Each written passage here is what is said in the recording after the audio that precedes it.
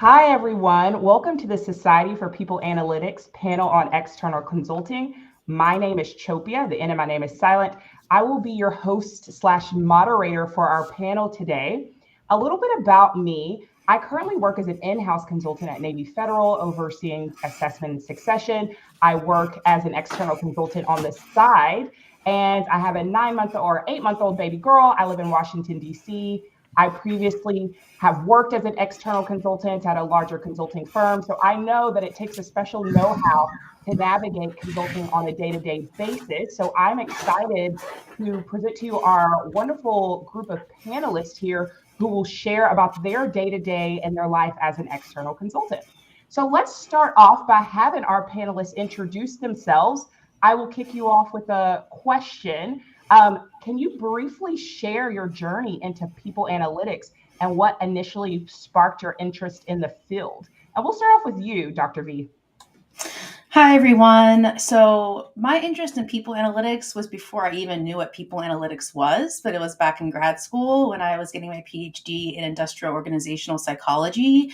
And I feel like what we learned how to do with stats was our superpower, right? So, how can we use data to drive human behavior in the workplace? How can we use data to help organizations understand, what are the insights, what are the underlying, systems going on with people in the workplace, and using data to detect those and, most importantly, improve upon those. So that was my initial interest in people analytics whenever it became more of a field and field that I found out about, and to see the overlap, the beautiful Venn diagram of people analytics and industrial organizational psychology. I love that I sit in that middle ground.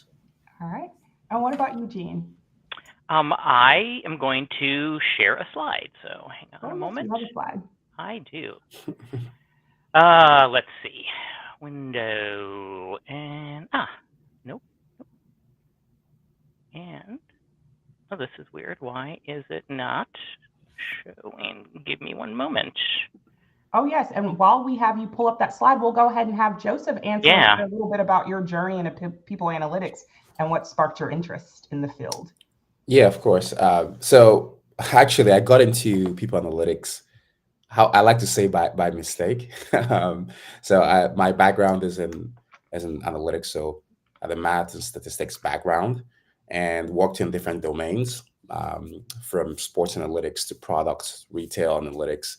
And about 7 8 years ago, um, yeah, I was working and doing a lot of, like, A/B testing in retail, analytics, and I saw a job posting, that was people analytics, and this was for a company, a small company called WeWork at the time. And Oh, so this was so this was before, yeah, this was before, like, it really blew up. And I was like, oh, what is this people analytics sort of role? Because I've been working in analytics, and so the more I read about the role, I was like, this is quite interesting, because it was essentially, taking a lot of the skill sets that I already had, but really focusing on a new domain. And the company at the time seemed to be quite interesting, and so yeah, I just applied for the role, and somehow I got it, and that began my foray into the space. And it's been almost 10 years in people analytics specifically, and it's just been an incredible process from working in-house, we work in Snap, all the way to building my own company, alongside my co-founders, in the space as well. So it was just something that I stumbled into, but it was just it's been such a great experience, along the way. all right. Jean, are you ready? I am. Can you All right. see a slide?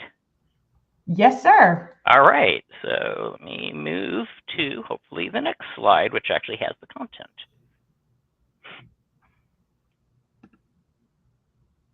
And it's not letting me advance. There we go. All right. So I have a career that spans about 4 decades. And I ended up in people analytics probably by happenstance. Like Victoria, my interests kind of grew out of an interest in how do we use information and communications technology to improve people's lives. And so I spent my entire career actually in that intersection between technology, learning and behavior, and people, and taking a very people-centric approach and using technology to kind of support people in their endeavors to better themselves. So I actually started out as a science librarian at Florida International University many decades ago. I've kind of made the round of major employers in the Twin Cities, Minneapolis, St. Paul area, where I am located for part of the year. And then I have a background basically in doing web systems development, research, library and information science, learning, HR tech, and then stats, analytics, and measurement. When I was at the University of Minnesota, I spent time doing research in public health, specifically kind of in the social epidemiology area. And when I moved over and took a position at United Health Group, within a couple years, I was running our employee survey processes and employee research. And that eventually transitioned into what was a new and burgeoning group in people analytics. So it was really workforce analytics and reporting, with a heavy on the reporting standpoint in the beginning. So I've been in that portion of the field about 10 years. I've actually spent about 4 decades looking at the intersection of systems and people and kind of behavioral outcomes, learning as the support for those behavioral outcomes. And then I've done some sporadic consulting for about 12 years. I think Zerebrals existed, and I kind of started that up as a way when people were asking me to kind of take on small projects. I've kind of balanced small projects kind of through the years until I retired from United Health Group in August, and I'm devoting my time now to both my own company and to kind of giving back to the community, so the people analytics community specifically, and a little bit in the L&D world. So all right. that is it. Yeah. Thank you so much for sharing that, Gene. What a wonderful career trajectory. I think we'd be remiss if we don't ask Joseph and Victoria to share more about what they're currently doing. I know we just have wonderful expertise on this panel. So Victoria, you talked about a little bit about what attracted you to people analytics. Can you share a little bit more about what you're currently doing today? And Joseph, I'll turn to you with the same question next. Yes, I'll share with a little story. So I have a book called Inclusalytics, so inclusion and analytics merged together. I also have a whole line of products and services that fall underneath that Inclusalytics umbrella.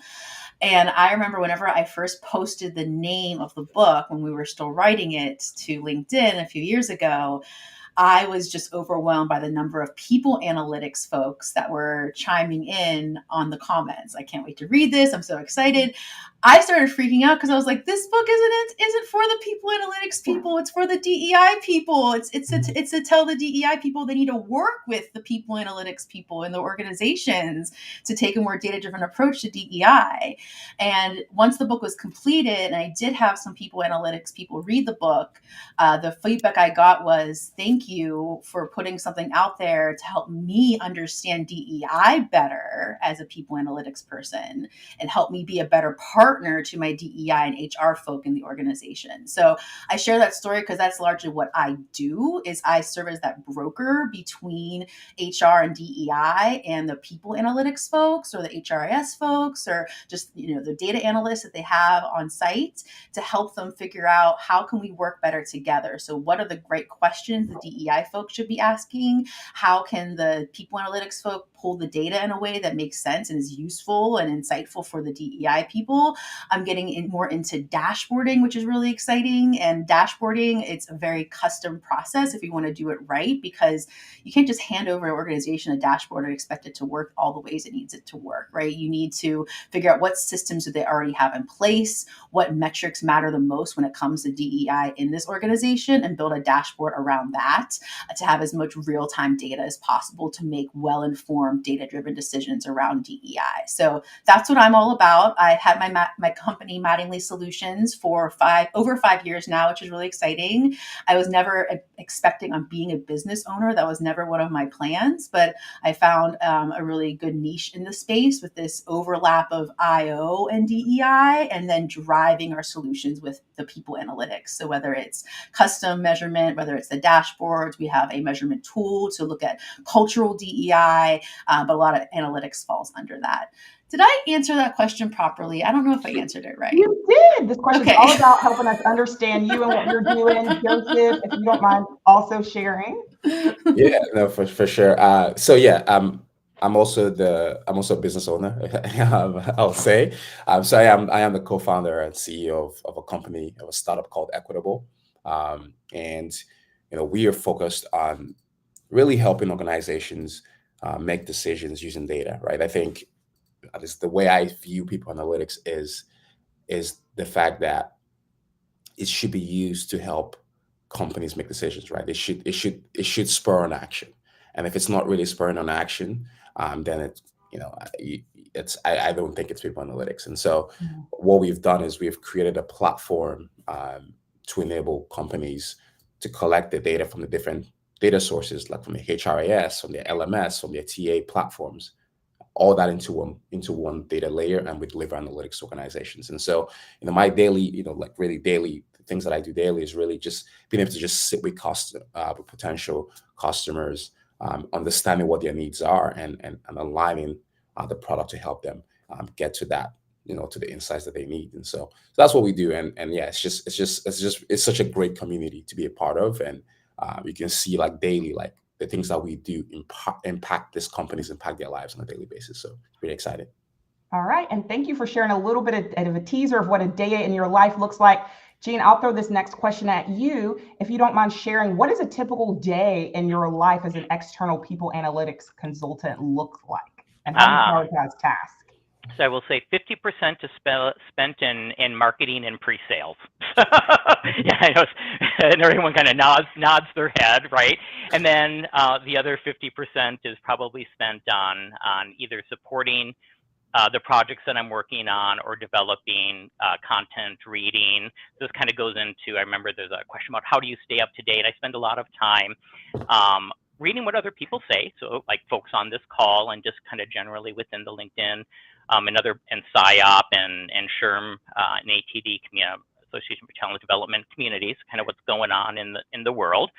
And then also looking at data and trends, right? So I kind of spend my time between kind of marketing and pre-sales, content development, and kind of staying up to date, and chatting with people. So I will say, another friend of mine who is a consultant in the UX field said, the great thing about being an external consultant is you can have all of these great conversations with friends and people who are going to be your friends, right? All the time, with really no expectation, but having a great conversation, and something will come of it or not. And if not, hey, you've had a couple of great conversations, and you've increased your network and had a good time. So that's kind of how I spend most of my time. And then, all right, since I'm officially retired, also I like going to the gym, doing yoga, playing with my dog, taking a walk whenever I want. All right. What about you, Joseph and Victoria? Can you share more about what the day-to-day looks like in your life as an external consultant? Yeah. So for me, I think similar to Jane, I think half of my time, I'll say 50% is really around, like, yeah, like a lot of the marketing stuff. Like, because again, we're a startup, we're a 4-year-old startup, right? So and I think everyone goes into business hoping that they will grow, right? So and so part of all of my work is really just outreach, a lot of outreach, a lot of just marketing, pre-sales work. And then you have another, like, I'll say, about that's 40-50%. And another 40-50% is just talking to people, like actual conversations with potential customers. So it's just really a lot of conversations. And really the aim of those conversations is really to learn, right? Because I think not every not every person that you speak to is necessarily a buyer or is right for what you're trying to offer. So the idea is to just really get to understand um, um, what they need. So it's just really a lot of, like, really in the conversations that I have, it's really a lot of just asking questions. So if I have this, we have this AI thing when we talk to people, where it gives you the percentage of how much you talk versus how much the person talks. And so we learned very early on that if the percentage of me talking is like 50 or more, then that's been a bad conversation from my side, right? So it should be a thing of them speaking more than I speak, right? Then just me listening to that. And so over the last 4 years, we've really just learn how to ask the right questions and get, get to the crux of what they're looking for, and then determine if we are the right solution, and if we're not, then also like um, give them like other recommendations as well in terms of, hey, you might want to talk to this other people, or you might want to talk to. And that's the beauty of our space. There's just so many people doing amazing work that you can always refer. And then the last, I would say, last 10 or so percent really is really around a lot of just yeah, I'm reading about like, what's happening in this space, kind of like what Gene said, like what other people are doing, and that's pretty exciting, because I think the people analytics space is there's I think we're in a great time now, beyond even just whole AI stuff and all of that going on. But I think even more and more leaders are seeing people analytics as a need to have. Leaders that 2 3 years ago they were like, I don't know if people analytics is something that we need, are coming back and saying, actually, we need this. And so, how can we get people analytics in our organizations? And so, I think we're at a crucial time, and it's really exciting to see sort of how the space is really evolving. So that's really what my day looks like, I would say. All right. So I echo so much of what Joseph and Jean said. So much of the work is biz dev, sales, marketing. We can't do the work if we don't get our name out there and people know we exist. And so that's something I did not learn about in grad school. So if anyone on here is in school and wants to own their own business someday, take some entrepreneur classes, take some business school classes, because I did not get that in my IO training, which is fine. But it would have been really helpful. So I want to share what I do after I get to the sales part of the conversation. So we've done biz dev. They know who we are. They follow us along. Maybe they join the newsletter. Now we're having that brilliant conversation that Joseph just explained, getting them to do most of the talking, and you're just listening and learning. And then if it goes well, they say, okay, send me a proposal. So that's like music to your ears. You've made it to the next step of the process. So I have a proposal up. I'm not going to share my screen, but I'm going to share what I put in this proposal, because then you can get a sense of what I actually did for the client afterwards. And this is business that I did win. So this organization seeks a DEI consultant to conduct a DEI assessment to inform ongoing DEI strategy and programming. The assessment will be used to determine the client's current DEI baseline, as well as provide data-based recommendations to identify clear policies and next steps as you grow and advance on your DEI journey, right? So they're bringing in Mattingly Solutions to assess their DEI programming, and especially around that inclusalytics piece, like the metrics and the data of DEI.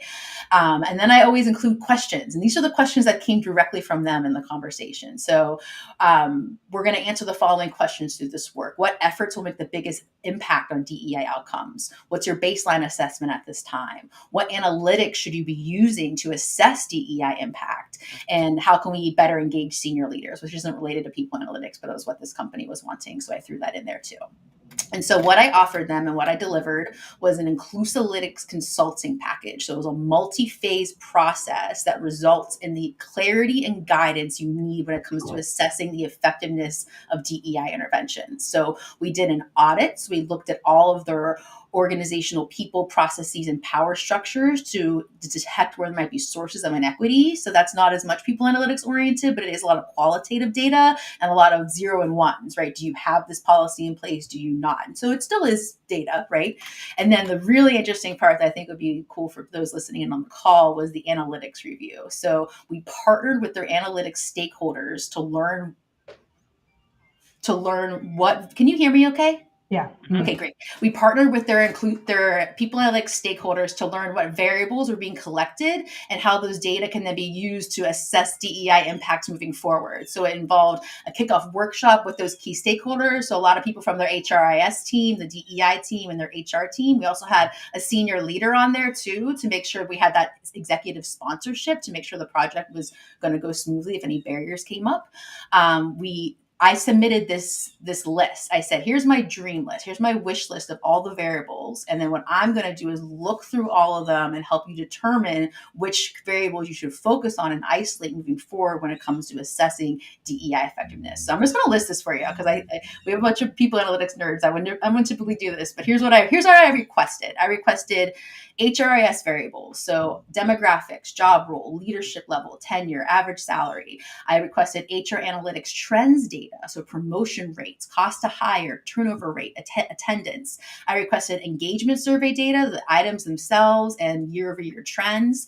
DEI programming data, so number of programs or trainings implemented, attendance at those trainings, performance management data, performance metrics such as sales, product production, innovation metrics. So we know DEI affects innovation, right? So maybe they had some cool metrics in there that we could actually show that within their organization, or more diverse teams getting better innovation metric outcomes. And then finally, offboarding data, exit survey items, and interview questions. So when I gave them this list, their HRIS team got together and made me this beautiful spreadsheet that y'all would have been chomping at the bit to be able to analyze. And it was also cool because the act of them just making that spreadsheet, a DEI, all possible variables spreadsheet, was a really good exercise for them as well. And then I worked with them over a series of a few months to whittle down that spreadsheet to the most impactful variables that they could use moving forward. And then their final deliverable was a very clear data analysis and ongoing DEI measurement plan that they now do. I don't do that. That's why I say I'm people analytics adjacent. Like you're not going to find me in Tableau or Power BI, right? But I'm going to be the strategic advisor to let you know what should be in that final dashboard, making sure you're asking the right questions and using the right data to make your data-driven decisions moving forward. So I hope that was a helpful, like just kind of day in the life of one project, one client. Yeah, tremendously helpful. I especially appreciate this conversation because you all have enthusiastically shared that pre-sale activities and marketing are a large component of what you do. You know, this panel is focused on external consultants. And I think for those of you who may be earlier in your career, who may be earlier in your career,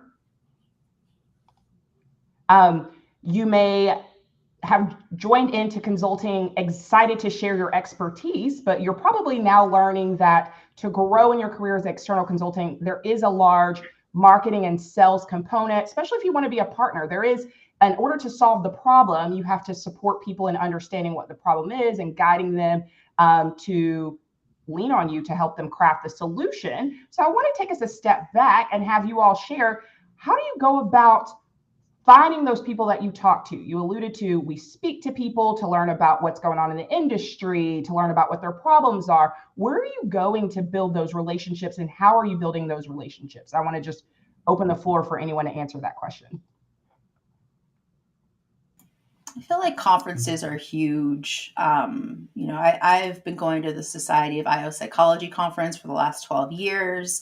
And even though those aren't necessarily my buyers at that conference, those are my champions. And they work at organizations where my buyers live, right? And so I also really big on parties. I love throwing parties. That's like how I spend my biz dev budget. So anytime I go to a major city for whether it's a client event or a conference, if it's a hot spot for DEI professionals, especially in-house DEI leaders, I will throw a party. And I will spend the month or two leading up to that party personally inviting everyone on LinkedIn, anyone who has diversity in their name or inclusion in their name. My last party was in DC. It was very successful. We had about 25 people show up, but I invited maybe 300, 90 RSVP'd, and 30 showed up. So like that's the funnel that I'm working with, which is fine. It's good to have those data now that I know I need to invite about 300 people to get 30 to show up. And I'm having another party. If anyone watching is in the Denver area, you can come to our next party. It's in Denver. It's in Aurora. It's from 5 to 7 on Wednesday, November 6th. So it's the day after the election. So come to just have a debrief drink if you want, because we'll all need it after that. So, but that's been a really great way to not only like find my people and like get sales, but what Jean was talking about before, just have really great conversations, really be on like the cutting edge of what's going on with DEI in organizations. DEI is evolving so quickly right now. And so to learn what people are doing and also to bring more data analytics into the space. I always have copies of my book. I'm always asking people, what data do you measure? How do you use data in your work? And so that's really like the people analytics angle too, is learning what does people analytics in DEI look like at this time. So come to a party. I love having the parties. And I'll also drop in the LinkedIn chat the playlist to my video series called Better Humans at Work. We have about 2 a month. I bring on DEI leaders and talk about what they're doing to help make life better in the workplace, right? And so I do have a number of episodes on there that get at the measurement piece and get kind of nitty gritty into DEI measurement. So it could be really relevant for those watching that want to work in that intersection of DEI and people analytics. So I'll drop that on the LinkedIn chat. All right, thank you. Joseph, I have a very specific question for you. How Yeah. do you build trust with clients, especially when you're recommending data-driven solutions that may challenge what the organization has typically done or norms that they have? Yeah, no, that's a good question. I think in people analytics, no one, first of all, no one is going to buy or implement anything without the foundation of trust, right? So, and we've had to learn that on our journey. And so, typically, what ends up happening is every organization they're going to be in one of two places. The first place is they don't have anything, right? Nothing is being done, or they might have some things that are being done in a certain way that they have been doing it for a while, right? But maybe those things might not be working, and those things need change. And so, typically, what we've learned, because when we started doing this work, we will come in and we'll just bombard them and say we're going to change all these things based on what we've heard from the organization. But we realize like that doesn't really work. And so the idea here is, again, it's really a lot of listening. So we come in and say, okay, well, how are you doing things? What is the current state of things? So we start with understanding what the current state of things are. So once we have established that, then the next thing is asking them, okay, here's where you are. Where are you trying to go? What is, why are you trying to embark on this sort of journey or implementing this tool or this process or the software, whatever that is? And then, where are you trying to get to? And so once we've established this is where they are, and this is what they're trying to get to, and then we just begin this process of we start to roll out things a little bit slowly, right? So we start with the low hanging fruit. If there's certain things in terms of just definitions, a lot of times the one of the most basic things that companies struggle with is just how things are defined. You'll be shocked that in an organization, headcount is defined in 4 different ways. Yeah. Finance defines it differently from the HR team, defines it differently from leadership, defines it differently. So we start with just trying to again establish a lot of just that trust by working on the low hanging fruit first, things like data definitions. All right. And so once we've done those things and they start to see, because a lot of times this is what happens. I'm telling you, you do a work, you put it out there, and then someone looks at it and says, oh yeah, this is fine, but that data, I don't think that's right. I hired 25 people, but it says 27. Yeah. And then already that's out the window.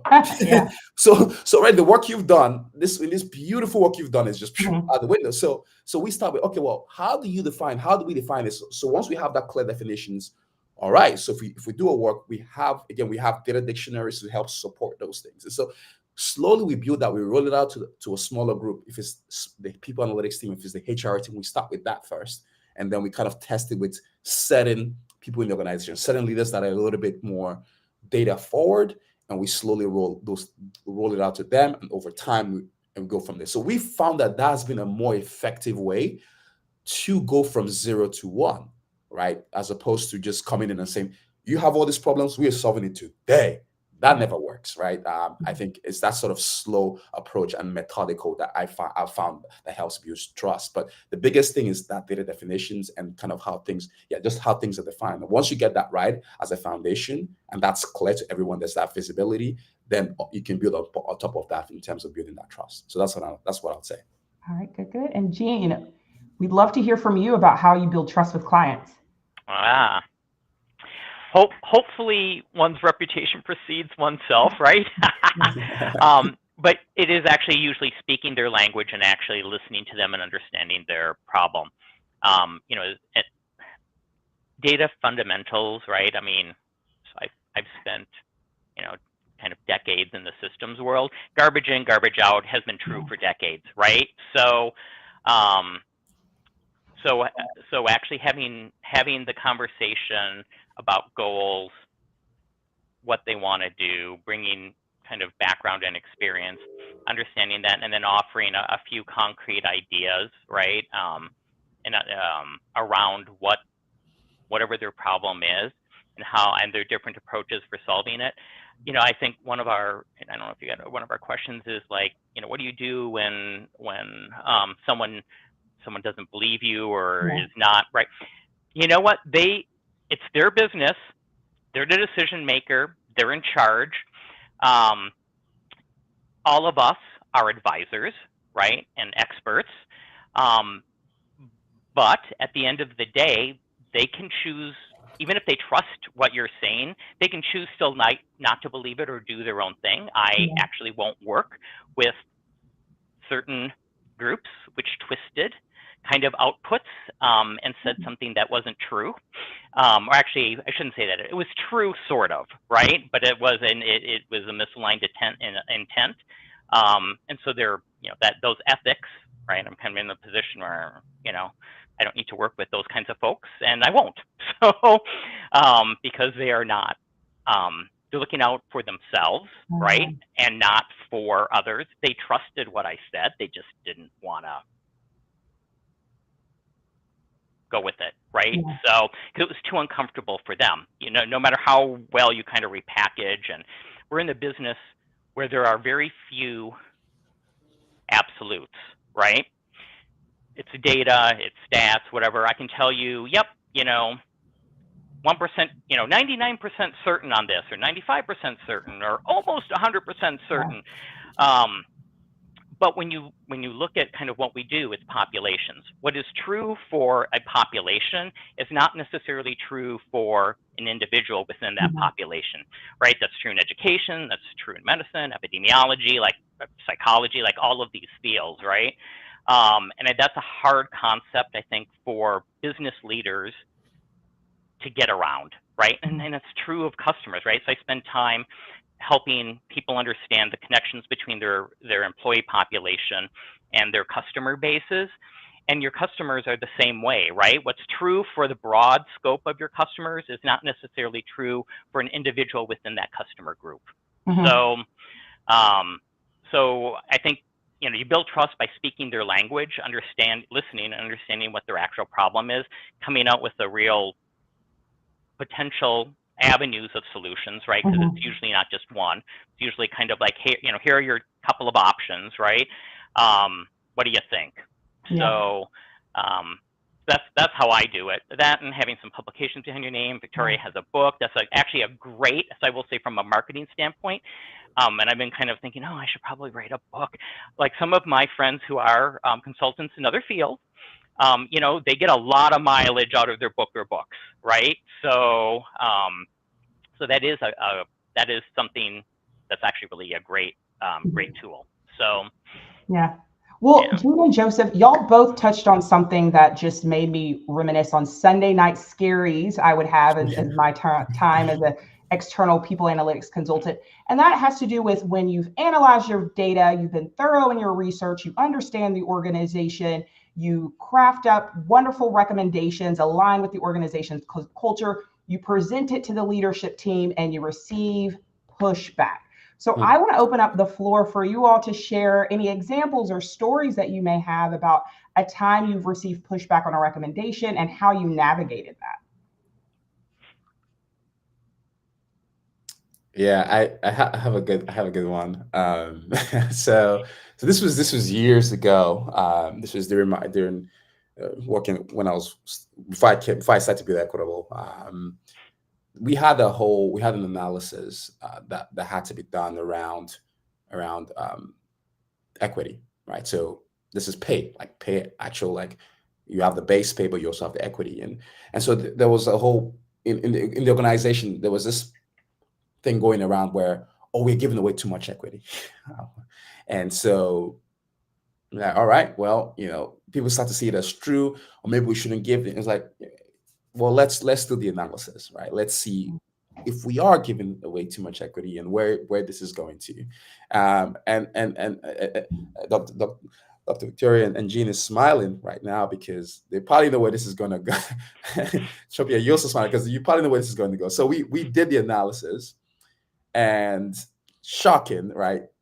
Most of the equity were going to the executives, right? So it wasn't, they're like, oh, we're giving away too much equity to certain teams. No, no, it wasn't. I think when we did the analysis, it was pretty like majority were it was top heavy, right? Towards the executives as opposed to like giving it to like the level ones or level twos in the organization, like the associates levels and all of that. And so we did that whole work. I went to present it to a setting of the leaders that really were pushing for and asking and saying, hey, we might need to kind of get away from giving equity to employees below a certain level, which were like, well, part of the promise of coming to work at this company is the fact that you said everyone would get, no matter how small, and and be part of the future success of this company. And so, well, when I presented it to them, and they saw the analysis, and they said no. This was the reaction, like, no, there's no ways this is true. I'm like, no, no, this is the analysis, this is true. And they'll push back. They were like, I was like, if we are giving away too much equity, then the reduction has to come from this, this sort of senior directors, VPs, the C-suite, and not from the level 1, 2, 3s, right? Because even if we remove entirely equity, it combines into two people here. So it doesn't really, it's a drop in the bucket compared to what you'll get. And so there was that pushback. Since then, I was so shocked because at the time, I mean, this was, you're talking about like 7, 8 years ago. But so at the time I was like, oh my gosh. But since then I've learned from that because, my manager at the time really helped me navigate how do we sort of convince them to see this, right? Because I was like, well, you said one thing and then we delivered something.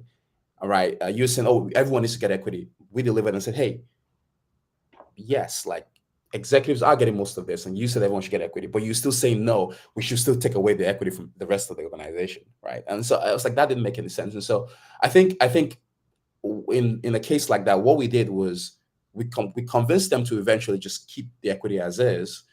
But what we did was just really having those individual conversations now with individual leaders, because in that meeting, when you had different leaders speaking, and it was just like there's a pushback, it becomes a little bit hard. And so I was, with my manager's help at the time, we had individual conversations. We said, okay, here's here's kind of what's going on.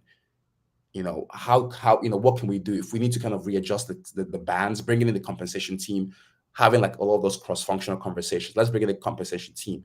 Let's readjust the bands. Maybe that would be a little bit better, right? As opposed to kind of making drastic decisions. So I think how we ended up making sure that at least they didn't remove the bottom was just really those individual conversations, building those relationships, and then like working cross-functionally with other teams to make sure. So we've seen that, and this happens all the time, right? Like you do that work and that, but it just, I think like what Jean mentioned about, it's just a lot of that relationships, right? Just about really building that relationship with them and just kind of making sure. And that's sort of how we did it. But it was a tough day, I would say. Dr. V, Jean, do y'all have any strategies to preemptively or mitigate potential pushback when you're presenting recommendations? What are some things that you do or notice or prepare for to kind of get the client to see from your perspective initially? So one strategy that I like to use is having as minimal revisions as possible. So I'll do one revision. You get the draft. Here's the report out. Here's the draft. Here's my recommendations. I make sure I have the right people at the table for that. So these are going to be the decision makers, my executive sponsor, my key contact, the head of DEI, have the right people at the table. This is the draft. And then let's tear it apart. What do you not like? What do you not agree with? What do you not see? What do you want to see? And then I go back, apply all those recommendations with integrity. I think that's an important thing I want to call out too. Just because the client says do it does not mean that you can compromise what you know to be true, what you know to be ethical, what you know to be correct, right? It's that gray area that we're working in. If they say don't report that out, and that's the most important finding. If they say can we pull the data a different way, like that's when I put my line in the sand, because we have to have integrity, right? And then for the final presentation, I mean, I put that thing in in stone. So they don't get a deck, they get a PowerPoint, they don't get a PowerPoint, they get a PDF. We've had the review process, because scope creep is ugly. It kills consultants. So scope creep was whenever you agree to do 100 hours of work and all of a sudden you're on hour 299 somehow, right? And so by having the review process be really crystal clear and have it be as collaborative as possible at that first draft phase. So whenever I come up with that final draft, we're done. Now you can take it where you want. I always say I'm the DEI expert, but you're the Amazon expert, you're the Red Hat expert, whatever client I'm working with, right? So that's the good and bad side of being an external consultant, right? Because I can feel good about, we did that report, we did the work, we did the report, we edited the report, we have the final report. I feel good. Now they get to do something with it or not, right? And so the good thing is I can feel good about the work I did and walk away. But the sad thing is I have to walk away, and I don't know if they're implementing it. I don't know how they're implementing it. I don't know if the new leader will come in and just put it on a shelf and never look at it again. And so I think that's a nice advantage of an internal role. You could actually be there for the sustainability of the project afterwards, and you don't get that as an external consultant. Jean? I would like to add one thing to Victoria's strategy, because that's actually a really good strategy, and I follow most of that. One other thing I do is I actually ask that kind of core team, like the sponsor and the people who do revisions, who else outside this group is a stakeholder that might want to torpedo this. And I won't usually use the word torpedo, but that's kind of that's kind of the intent, right? Because you need to speak to that individual or those individuals also to try and package something that does some blocking and tackling within that report, right? So that their concerns are either addressed or acknowledged and then somehow set aside. That's really important, because you have no idea, it depends on the size of the organization, but even small ones, but you still have no idea who is not there, right? Who has key opinions that are going to influence. And I was just thinking about Joseph's presentation, and so trying to go into that, I would usually try and understand who are the loud voices or the power brokers that are going to control what everyone else is saying and doing, because then he had to go back, right, and have those individual conversations to try and make everyone feel better, right, about it, because you had a couple of powerful voices or power brokers that nobody wanted to go up against in that meeting. Meetings are dangerous. I mean, in my opinion, meetings are pretty dangerous, right? So it's a minefield of differing power brokers, right, and differing agendas, which you as an external consultant may not have a very clear sight into, no matter how forthcoming your sponsors are, right? So because they actually might not have the best feel themselves, actually, and especially in a large organization. So, oh my gosh, minefield after minefield. That's but those are the things I usually try and do. The other thing because scope creep will kill. So once again, I'm doing project management for almost 4 decades. Scope creep kills every project, right? I don't care which, HR, tech, learning, it does. So as an external consultant, I would make sure you have a change management process in place, right? And so with some clear triggers, right? Client is now asking for X. Well, that's kind of outside the scope. Hey, I can totally do it. Here's the additional time and or money, right? Or both, right? That it's going to cost. If not, we'll just table it, right? So then they have to sign off on it. And so you're not working 300 hours on a 100-hour project. You're going to work 125, and then they're going to pay you another 25 or whatever, right? So that's kind of how you kind of get around it. But or you just say, hey, that's great. That's another engagement, right? So. All right. Well, in the stories and advice y'all shared so far, we've alluded to skills. I want us to get some things down in concrete.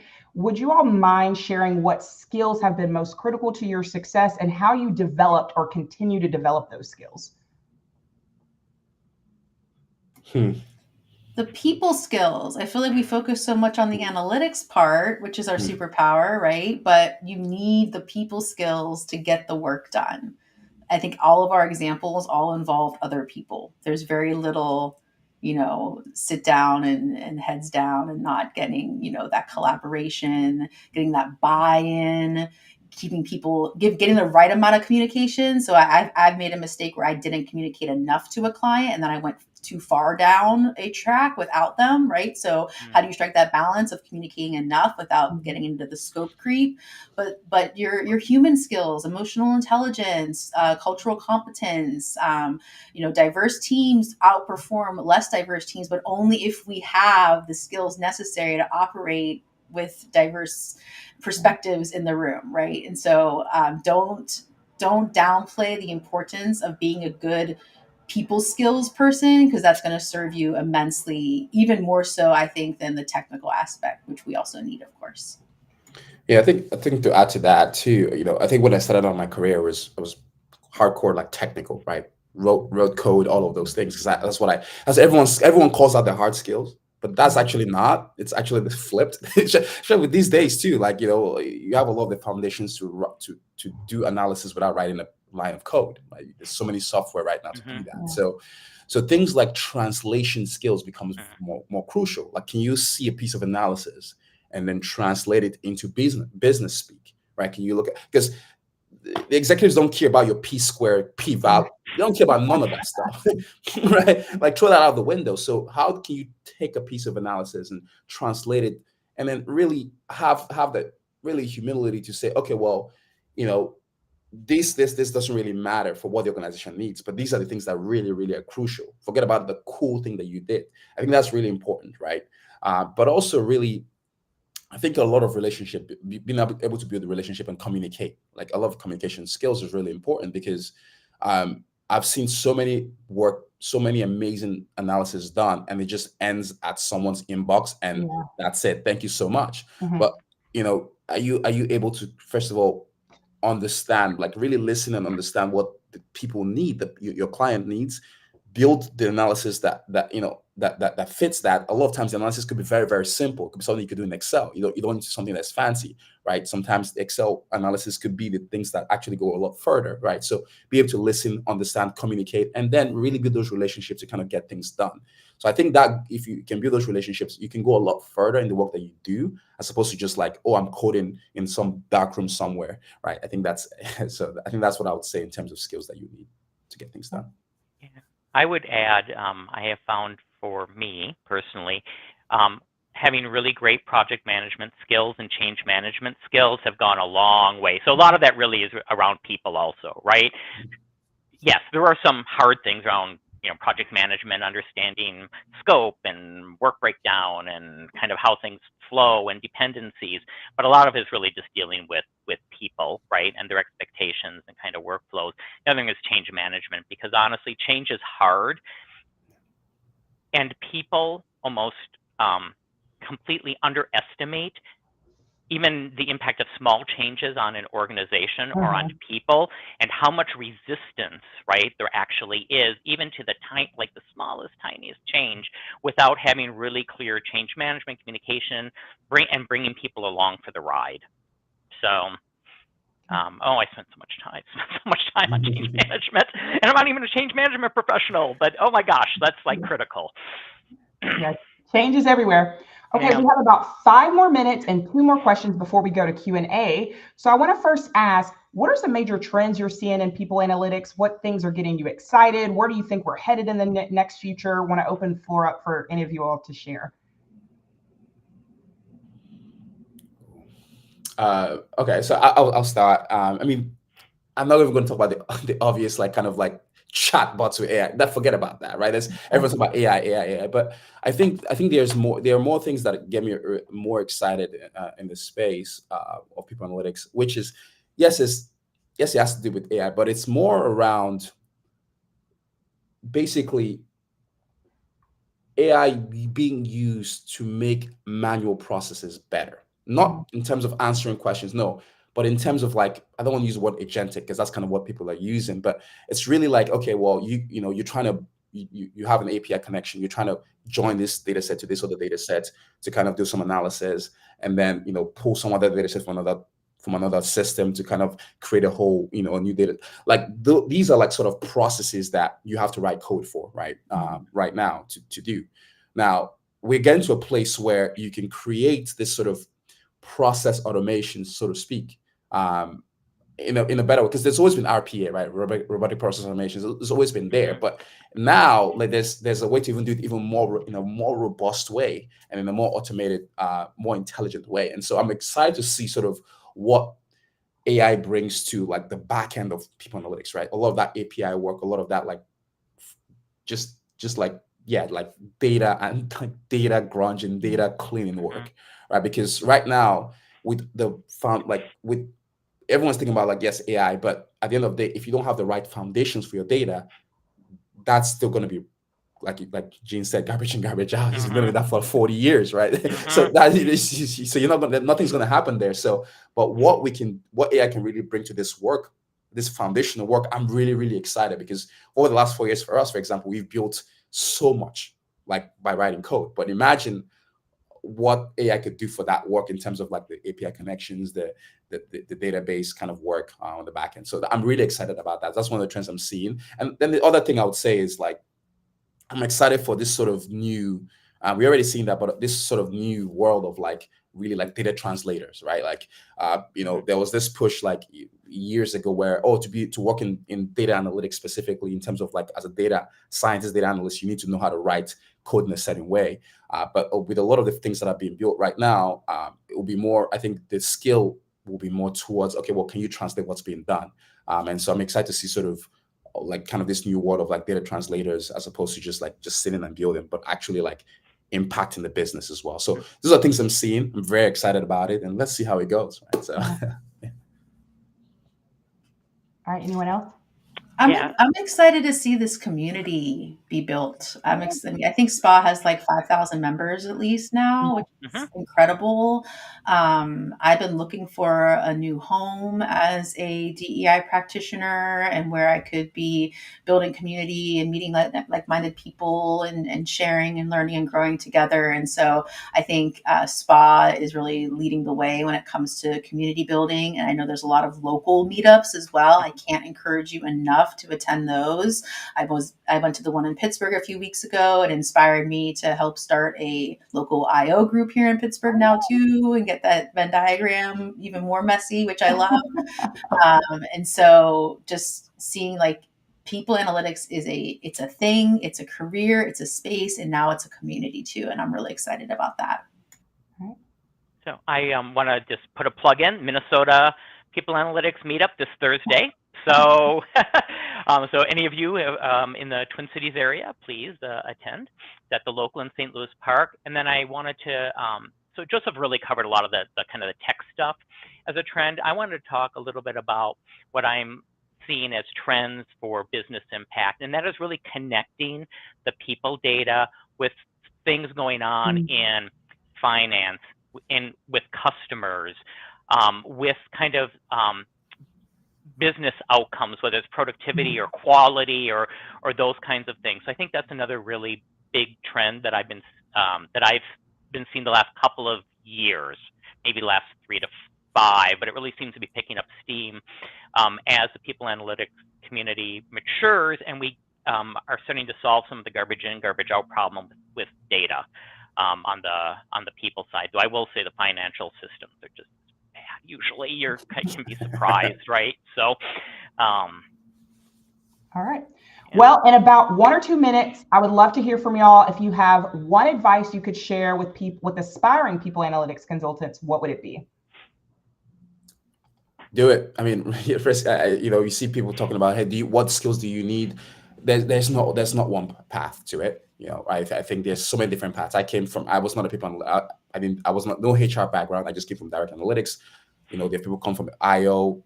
People like my co-founders worked in biotech, right? And we ended up in people analytics. So there isn't one path to it. But I think if you want to get into the space and you really want to do this, I think the best way I found is just by talking to people who are already in the space. Don't be afraid to reach out. Just LinkedIn is an amazing tool. Now we have this Spark community, right? This part of the community is education, right? So you're going to be so many amazing experience. Gene has 40 years of it.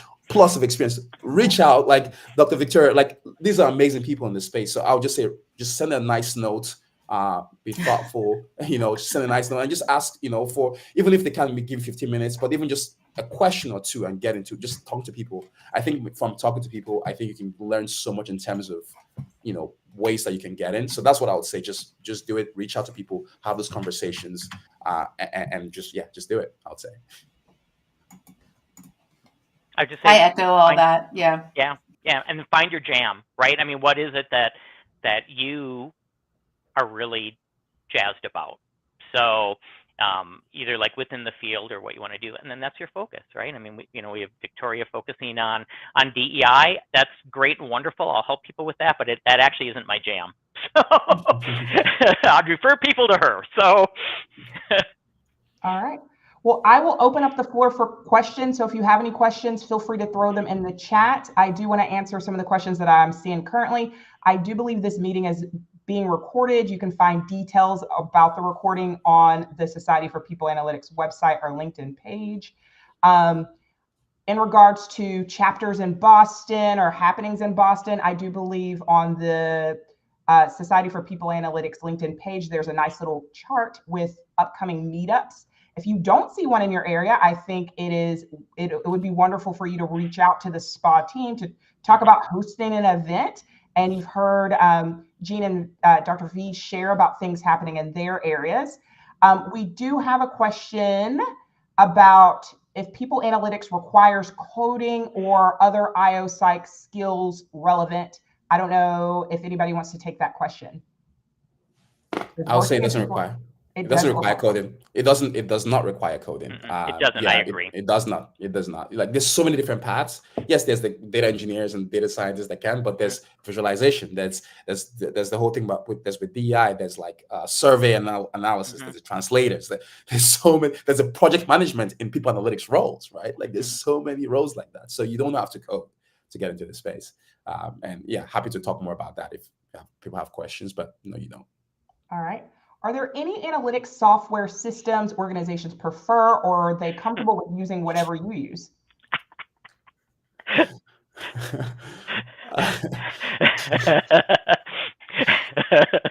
Sorry. Oh wow. There's not one system. There's not one anything. We'll just leave it at that. That can keep us happily employed, right? So no, there's so many that one can go down. But you know what I usually would say, that I would say the first thing is like the easiest thing is there a question that you have that you answer? A lot of times, to be honest, before thinking about tools, like typical, just like an Excel sheet to do a lot of work, you can answer a lot of questions by just doing a couple of pivot tables, a couple of things in Excel. Beyond that, of course, you can go into what tools, what this, BI, this, you can go into that. But a lot of times you can do a lot of work, even as a start, by using just like your Excel, Google Sheets, and get a lot of work done. So that's what I would say. But again, happy to talk more. You actually can create pretty complex reports / dashboards in Excel. I hate to admit that because it's not the world's best tool for that, but you can do it. I've done it. It can be painful, but that's a place to start. All right. We have a couple of questions about the job market. Any advice for recent grads trying to enter into the people analytics space? Think about upward mobility. Okay. Just because you can't find the big, fancy, nice job that you want now right out of grad school doesn't mean that you couldn't work for an amazing company, maybe starting as an HR generalist, starting as a data analyst, starting as something that's a little quote unquote lower level. But if they have good upward mobility, and ask about that in your interview, also make you look really smart in your job interview if you ask about upward mobility, then you could grow within that company. Do not feel like that first job you're taking is going to be your job forever, right? What can you do to get in with a really good company, get in with a really good team, get in with a really amazing manager, and then grow from there? All right. I'm loving to see these connections being made in the chat. We had someone ask, any advice for finance professionals seeking transition into the people analytics space? Shouts out to Steve for offering to connect, as well as Michael. I'm going to put a shout out for Navy Federal, currently looking for some compensation analysts, if that tickles anyone's fancy. We are right at time. Thank you so much to our panelists for your wonderful advice and sharing stories. Thank you all for participating, and keep an eye out on the site, the LinkedIn page, the website for future events. You all have a great rest of the day.